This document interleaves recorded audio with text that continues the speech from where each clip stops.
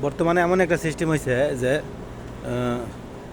ইকামা হচ্ছে সৌদি আরবে আনতেছে, আনার পরে ইকামা দিতেছে না, ঠিক আছে, বলতেছে 3 মাসের ইকামা দিব।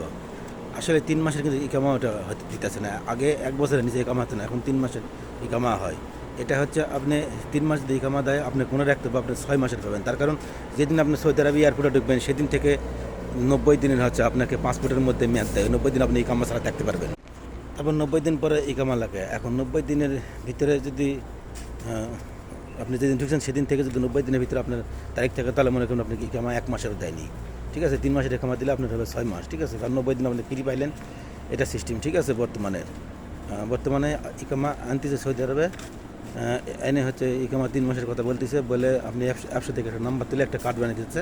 আর আপনি ইকামা তো মনে করেন যে আপনি পাইছেনই, আপনার হচ্ছে পাসপোর্টে তো আপনি 3 মাসের পাইছেনই, এখন ওর থেকে আপনাকে দিচ্ছে হচ্ছে একটা কার্ড বানিয়ে দিতেছে। হ্যাঁ, 3 মাস পরে আপনি হয়ে যাচ্ছেন অবৈধ।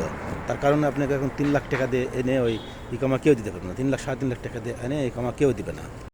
কারণ আপনারা জানেন কি যায় না, ইকামা বানাতে এখন বর্তমান কিন্তু ইকামা বানাতে কিন্তু 2 লাখ টাকা লাগে। তাহলে আপনাকে 3 লাখ টাকা একটা মানুষের কানতেও খরচ লাগে 3 লাখ 3.5 লাখ। 3 লাখ 3.5 লাখ টাকা দিয়ে এনে ইকামাকে নিজের পকেট থেকে দিবে, এটা সাবধানতা থাকবেন এবং টাকা পয়সা এই জন্য ভালোভাবে বুঝে সুঝে দিবেন। এখনকার মানুষের চালাকি বোঝে না, ঠিক আছে। দেখে যে 3 লাখ 3.5 লাখ টাকা দিয়ে আসতেছি, অল্প টাকা দিয়ে আসতে পারতেছি, ইকামা পাইতেছি, চলে আসতেছি, হ্যাঁ, লাফাতে এসে ইকামা পাইতেছে না, কোম্পানিও পাইতেছে না, ভালো কোনো কাজও পাইতেছে না, ঠিক আছে, হয়ে যেতেছে অবৈধ, ঠিক আছে। তো এই জন্য সাবধানতা অবলম্বন করতে হবে এবং বুঝে সুঝে টাকা পয়সা দিতে হবে, ঠিক আছে। এবং এই জন্য আমি একটা জিনিস বলি, সেটা হচ্ছে ভালো কোম্পানি যাচাই করে দেখে আসবেন, ঠিক আছে। দালালের করে আসবেন না।